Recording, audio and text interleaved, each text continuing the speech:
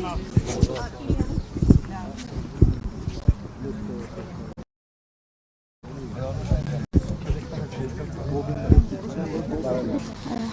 Բեկլարյան,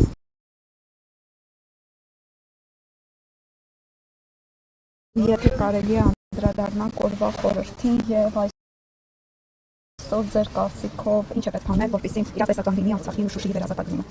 Գլխավոր անելիքը Հայաստանի ուժեղացումն է, այսինքն եթե կարճ ձևակերպենք, մենք պետք է ունենանք ամուր,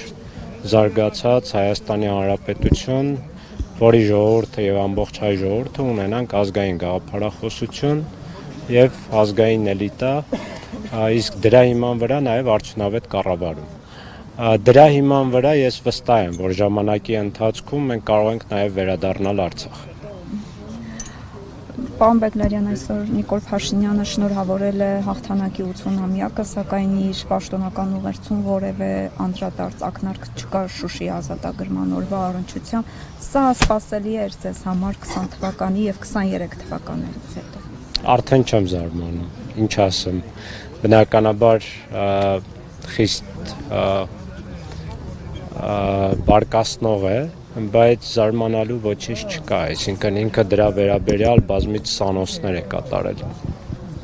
Պարոն Բեկլարյան, այսօր արցախցիները օրինակ մեծ հետ զրույցում էլ ու բազմիցս նշում են, որ ամեն դեպքում իրենք դեռ հույս են փայփայում, մեծ երազանք ունեն, որ դեպի Արցախ վերադարձի իրատեսականն է։ Այդ դուք այս ամեն ինչպես է գնահատում, հաշվի առնելով, որ հիմնական մանդատը բանակցությունների, այդ մանդատը ունի Հայաստանի իշխանությունը, բայց նրանք անիրատեսական են համարում արցախցիների վերադարձը։ Այս պայմաններում ինչպես է այդ երազանքը կատարել։ Մենք նրանց չպետք է նայենք, հույս փայփայելը շատ տեղին է, իհարկե միայն չպետք է հուսալ, այլ նաև պետք է գործել։ Ես էլ հավատում եմ եւ վստահ եմ, որ մենք կարող ենք վերադառնալ, բայց նաև վստահ եմ, որ դա միայն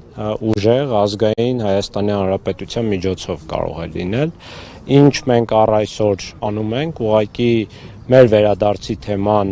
օրակարգում պահելն է, վերադարձի հույսը մեր ժողովրդի սրտում պահելն է, քանի որ առանց հույսի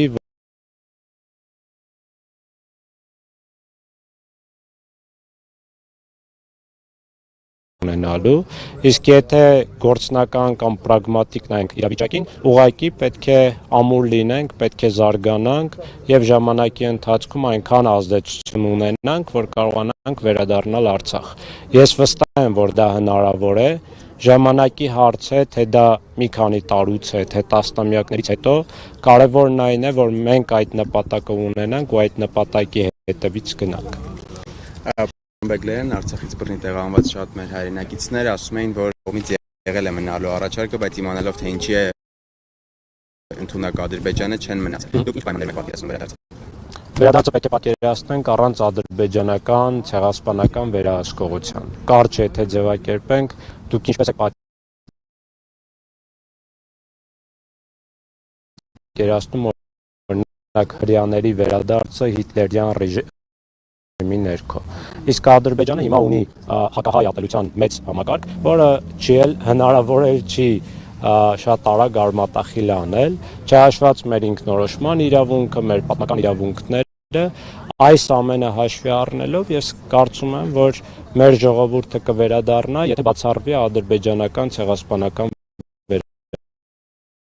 վերահսկողությունը։ Մնացածը մանրամասներ են, որոնք պետք է քննարկել, բայց առնվազն իմ պատկերացումս այ։ Շնորհակալություն։